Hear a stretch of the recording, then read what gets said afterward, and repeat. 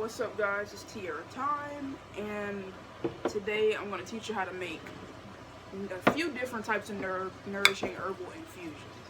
Now, as many herbs you can use, but I could only find 5 empty mason jars because I have jars for literally everything, and they're always filled with something. So I have 5 empty mason jars. I like to use quart sizes when I'm making infusions generally, and quart size. And what a nourishing herbal infusion is, the difference between it and a tea is much stronger.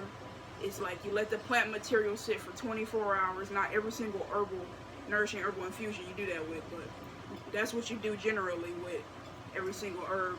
And it's some that you have to have hot boiling water for, and there's others that you don't have to have so much hot water for. But the process is definitely, it's letting it steep longer than you would an average tea, and it's only one herb. A lot of people think, oh, I'm gonna make an oat straw and a red clover infusion mixed together. Like, no, separate those two, because what you're trying to do is get that medicine as potent as you can. So you might drink a Linden Leaf tea, for instance, but you're not really getting that in unless you drink the whole entire box, 3 times a day type energy.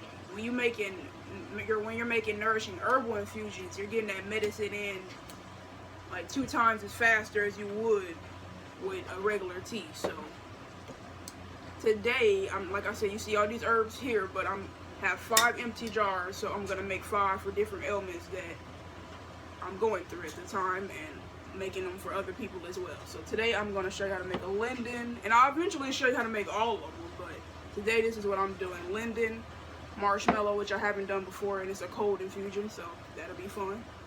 Nettle, dandelion leaf, I haven't done before. I've done a decoction, which I'll talk about as well, with dandelion root, but I've never done an infusion with dandelion leaf, so that should be cool. And red clover, which I've done before. Red clover, nettle, linden, go-tos, especially nettle. That's my all-time favorite type of infusion, but at the same time, there's so many herbs here that like I haven't tried. Well, I have tried, but I haven't gotten to know as much as I have with nettle. So when you're making nourishing herbal infusions, you're gonna need, like I said, I only work with quart size jars. You can Google different, measurements for different size jars that you may have, but yeah, genuinely, when you're using a quart size jar, it's an ounce of herb. And I don't have a fancy scale or anything like that, but I can eyeball it. It's about 2 good tablespoons for sure. And sometimes I add an extra or 1 in there, but you don't want to like for instance, you see how much dandelion leaf this is? You wouldn't want to pour hot water across it. It's too much. It's way too much. You can make a few infusions with this. And then once you make more infusions, you're like, actually, it's not that much. 2 tablespoons, that's not that bad. So, but that's how much you need to get the medicine in. If you don't have an ounce, you might as well just make a cup of tea. You need an ounce at least to get all that chi out of the herb. So, okay. Dandelion, like I said, 2 tablespoons is a good ounce.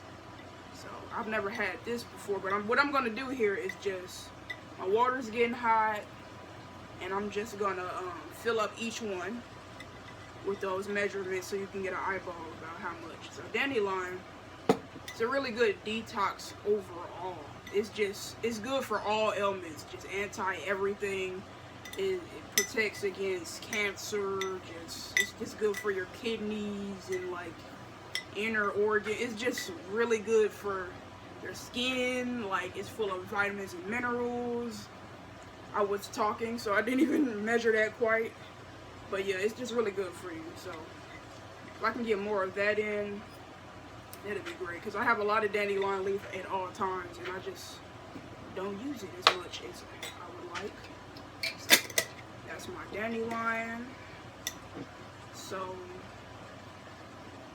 I would go, like I said, I usually put an extra tablespoon in there, because sometimes different spoons aren't measured up the same. But this is why I'm gonna do an updated video about this when I get a kitchen scale, so we can have proper measurements. but you definitely don't want to go over that ounce, because that's what the thing about nourishing herbal infusions that's different. And these type of herbs that you use that are nourishing herbs is that they don't have that smell and that high volatile oil energy that other herbs have. Which this is why it's really good to steep it for that long. So you would think, oh, if you steep a tea really long, your brain would immediately think like, oh, it's gonna be like really like bitter and strong the next day. That's why you can only use nourishing herbs, you know? You can't use something like peppermint to make a nourishing herbal infusion with, because it's too, like, some people, you know, everybody already has I think everybody has an essential oil that they're like, oh, that's too strong for me. Some people don't like the scent of lavender, it makes them nauseous. So imagine drinking a giant batch like this much of like lavender and lavender infusion that you let sit for 24 hours. It's gonna make you sick to the stomach. So you don't want high volatile oils in that high of a dose. So you gotta find herbs like these, like even a scent, like all of these are very mild. So that's what it's doing to your body. It's very gentle. Some things you can't have high doses of. These are like foods, you know, like some people use nettle, for instance, to cook with. It's like a green. If you find stinging nettle growing, you can like put it in cabbage and, you know, kale or whatever. But yeah, this is linden leaf that I just dipped here to sit to the side. And it has high, I always can barely pronounce this word, mucinogen, emollient properties, which means it's like really just slimy, and it goes in there and does just that. It coats different things. You feeling dry, your skin is dry. Well, marshmallow root is kind of good for that too. But anything with emollient is usually good for your skin, your hair, going in there and soothing anything irritated organ wise. And this is really good for inflammation, lowering your blood pressure. Linden leaf, anxiety. It's great for nerve pain and just all nervous system thing. Like even before herbalism, when I got into that, I was really big on linden tea. I had bought from the grocery store, and I find that it really does soothe my anxiety. So yep, anything pain, inflammation, try that out. Like if you have sciatica, that's what I'm actually making it for my mom, to see if it can soothe some of that inflammation in the nerves. So yeah, but I genuinely like just linden just to taste. I feel like it's kind of like a sweet tea kind of taste. I don't know. But anyway, here I'm making nettle, which is my favorite. I'm going to put an extra teaspoon in that because I love it. And it's just, it has more like vitamin C and vitamin D than milk and oranges. It's high in calcium. It's just, it's kind of like, you know how people are crazy about sea moss? You need to get like that with nettle. Like you can survive off of like nettle. Like if your nettle's in your diet, you'll probably live to your like 100. Like it's a superfood to me. High in chlorophyll. When you make an infusion out of it, it's, yeah, just like all those fancy chlorophyll drinks. This is like the cheapest chlorophyll drink you can get here, because it extracts that green color out. And anything that's high in those colors is high in antioxidants. That's the healthy stuff you want to focus on. So yeah, you want a chlorophyll shot, a nettle infusion, and it's probably cheaper to get an ounce of nettle than to buy all of those. Now I get those in too, but I also know I can get more chlorophyll in right here in my apothecary with, I keep nettle in stock all the time. It's like the one I drink the most. So nettle to the side, and okay, linden. Where's my extra jar that I said that I have? Okay, I'm gonna do that later, then I'll make a separate one. But I really want to try this marshmallow, so I'll make a red clover later. I could have sworn I had an extra jar to make 2 more, but I'll make a marshmallow because actually I'll make a separate video. I'm gonna make a red clover because I'm trying to work with all hot infusions, so you can see, and then I can make a separate video about cold infusions. So anyway, so I'm gonna do an ounce of red clover, and this is really good. Like ladies, listen to me. I need to prep for your period with red clover infusions. Like you feel, like, you know how you can feel the symptoms beforehand.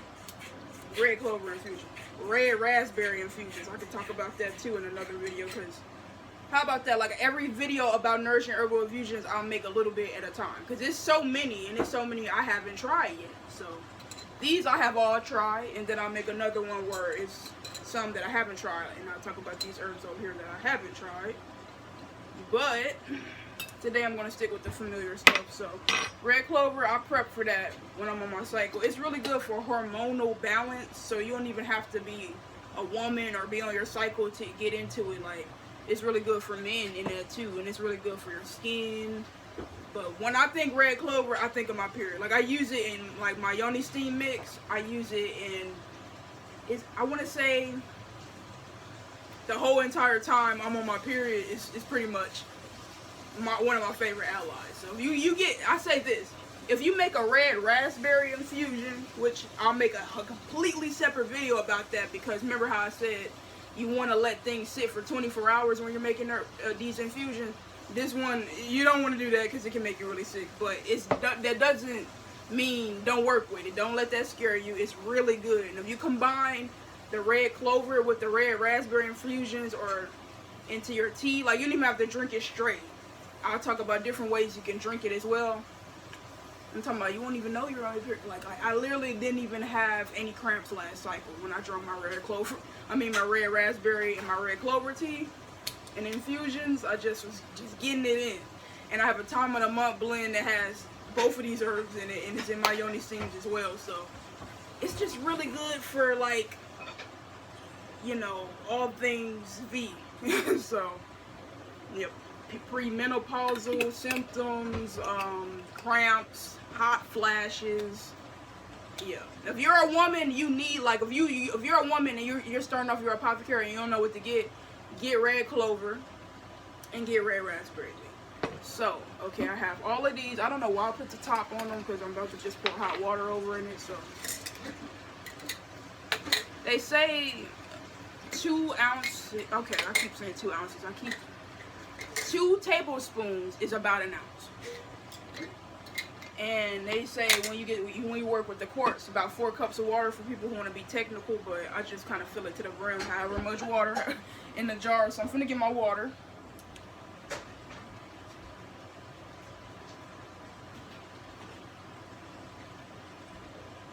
Hopefully this is enough for all of these jars.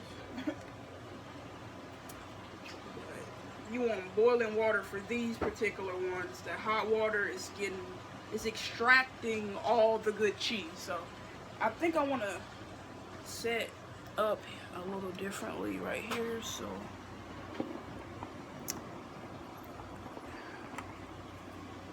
you guys can see the water go in and things.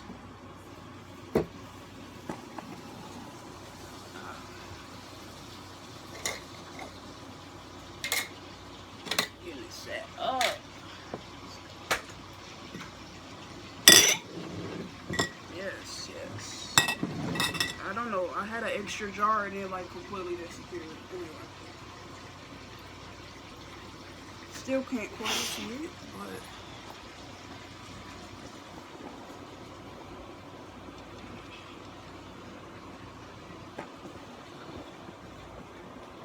there we go. Red clover. Spilled a little water down to happen. Yep, I already can tell I'm gonna need more water.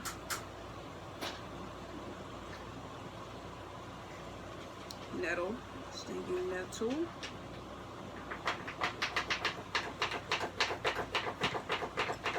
Linden. And the thing about linden, see, I'm already gonna need more water to go over her. So linden, you can do it twice. Because it's emollient like marshmallow is. So you can get twice the energy when you boil it a second time. Like, it's still medicine in it. And it gets slimier the second go round, but trust me, that's what you want. That emollient that's gonna reduce that inflammation.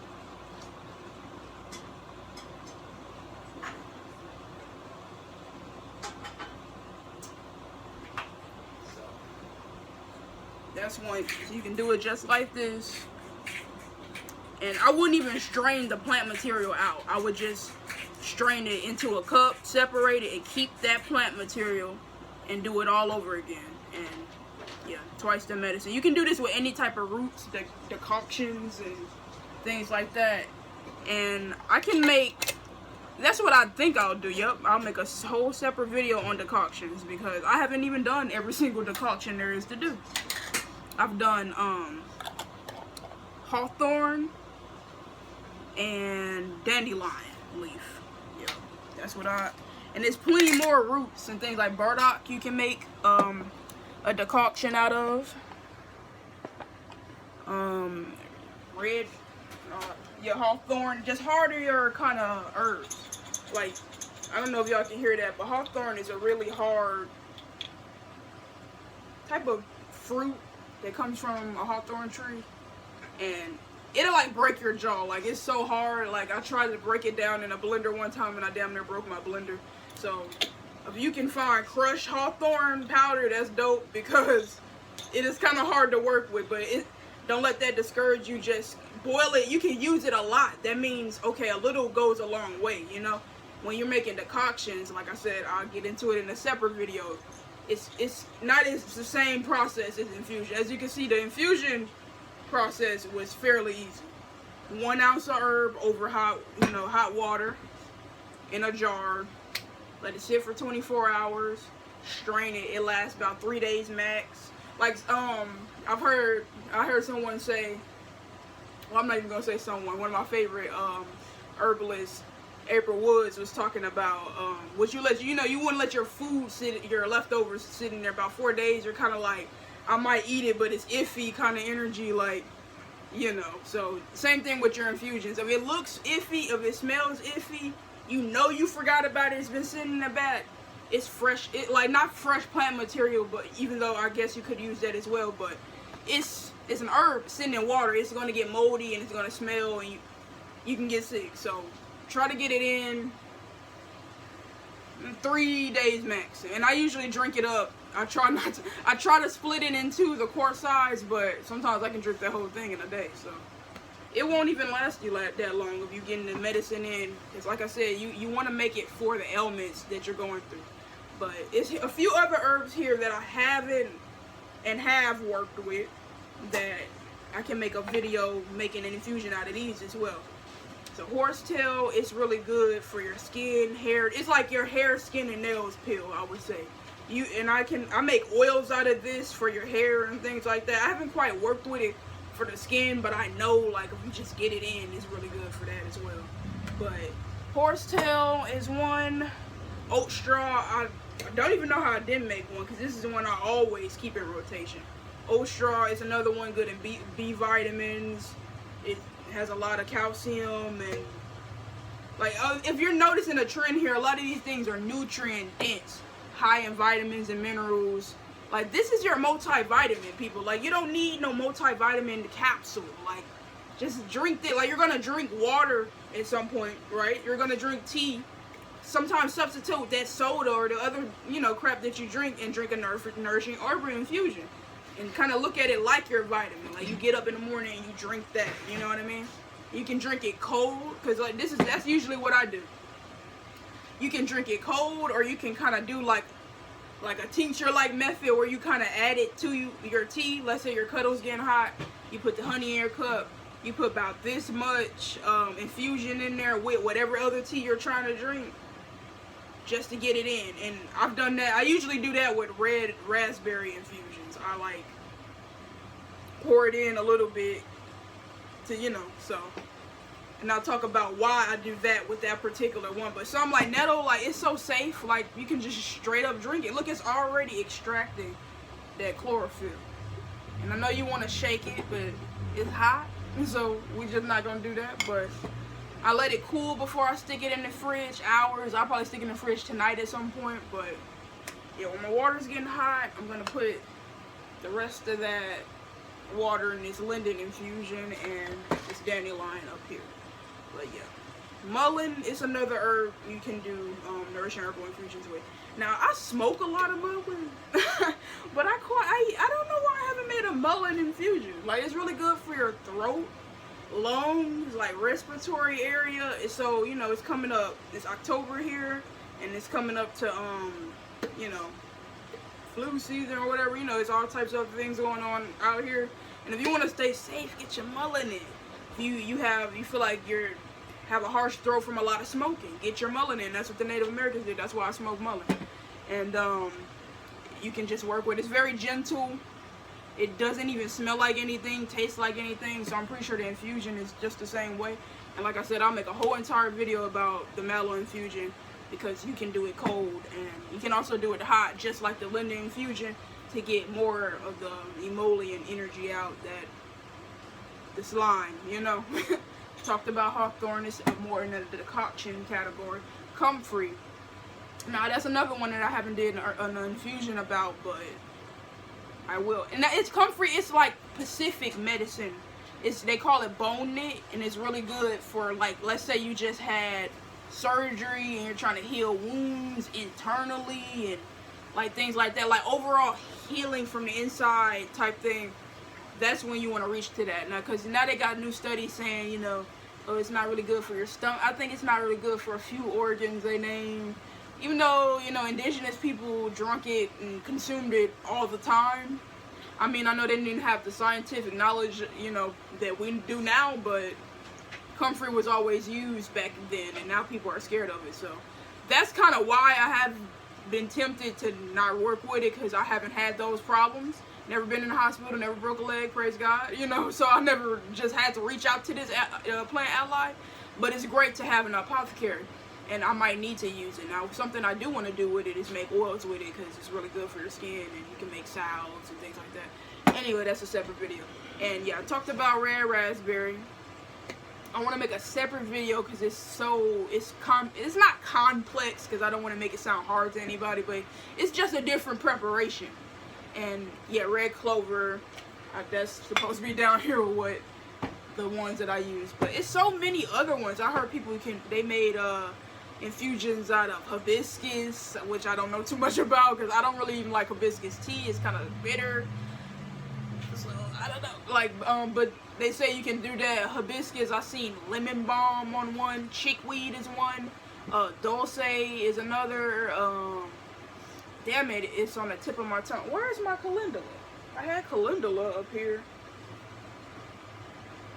Oh, yeah, there's an example. Oh, two other herbs actually on the floor that you can use. Echinacea. You know what season is coming up and what's already been going around. Really good to keep you not being sick, and I haven't done that yet, but I will.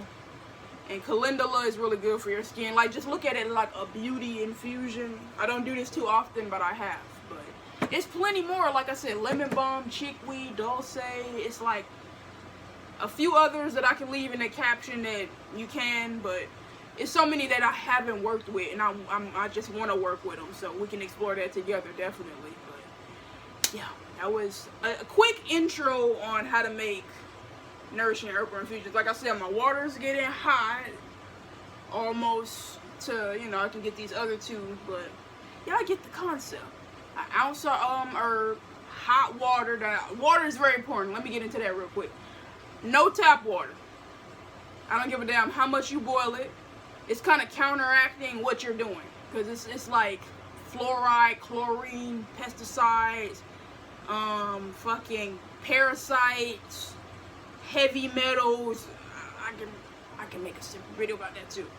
The water, it's very important when you're making this, because it's the base, you know what I mean? So you want to use spring water, alkaline water, distilled water, anything but tap water. I don't give a damn how much you boil it. You need good water in you anyway. It's better for your kidneys, it's better for your skin, it tastes better. And so yeah, I just never use tap water, and I try not to use it when you're making tea as well. So yeah, Nourishing Herbal Infusions. I should make a few parts to this, because as you can see, there's so many other herbs that I haven't even worked with as far as infusions go, but I know about the basics, and we're exploring together. So yes, like this video, share it with anybody who could be interested in Nourishing Herbal Infusions. If you want me to go more in depth about a certain infusion and how to prepare it, like I said, I want to talk about decoctions, and you know, I want to explore trying new infusions and let y'all know how this shit tastes. Like, I can make a separate video about how all of these taste and like how they work for me. We can get deeper into it, but this is a really good intro. So, Tierrathyme, Nourishing Herbal Infusions. Yeah.